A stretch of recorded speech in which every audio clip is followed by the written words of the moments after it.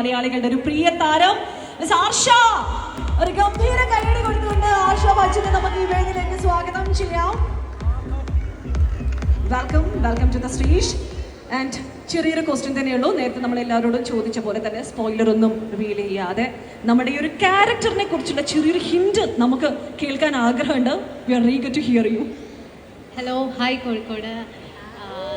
ഞാൻ വളരെ കുറച്ച് പ്രാവശ്യമേ കോഴിക്കോട് വന്നിട്ടുള്ളൂ. പക്ഷേ എനിക്കെന്നും വന്ന് എന്തോ താങ്ക് യു.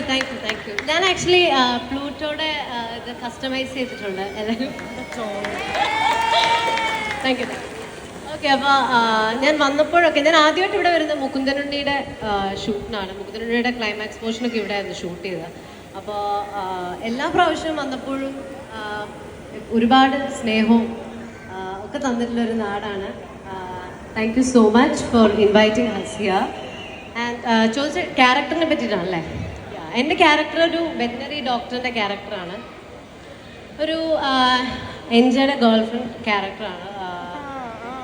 എനിക്കൊന്ന് പടത്തിൽ ബാക്കി എല്ലാ ക്യാരക്ടേഴ്സിനും ഒരു കാരിക്കേച്ചർ നേച്ചറുണ്ട്. അത് കുറച്ചുകൂടെ ഗ്രൗണ്ടഡ് ആയിട്ടുള്ളൊരു പ്രാക്ടിക്കൽ ആയിട്ടുള്ളൊരു ക്യാരക്ടർ എൻ്റെതാണ്. അത് മാത്രമേ എനിക്കിപ്പോൾ പറയാൻ പറ്റുന്നുള്ളൂ ക്യാരക്ടറെ പറ്റിയിട്ട്.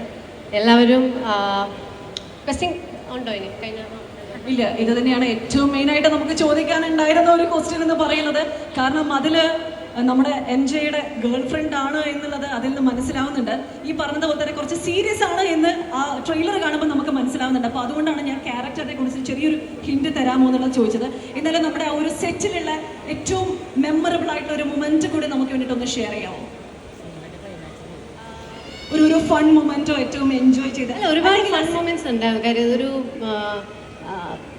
ഇത് അങ്ങനത്തെ ഒരു വളരെ ചിൽ സെറ്റായിരുന്നു. നമ്മളെല്ലാവരും വളരെ എൻജോയ് ചെയ്ത ഫിലിമാണ്. ഇപ്പം നിമ്ന പറഞ്ഞ പോലെ നമുക്ക് ഷൂട്ട് ഇല്ലാത്ത സമയത്തൊക്കെ നമ്മൾ സെറ്റിലൊക്കെ എല്ലാവരും കൂടി ഇരുന്ന് ഒരുമിച്ച് എൻജോയ് ചെയ്തൊരു സെറ്റാണ്.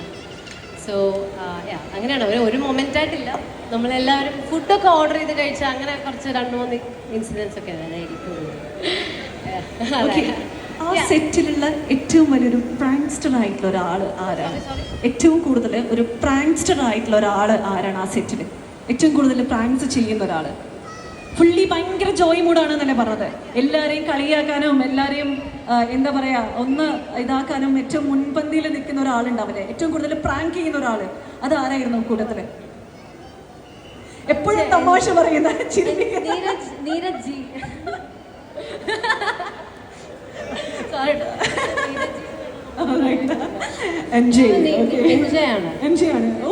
കോഴിക്കോടിലെ എൻജയാണ് ഏറ്റവും വലിയ പ്രാങ്ക്സ്റ്റർ.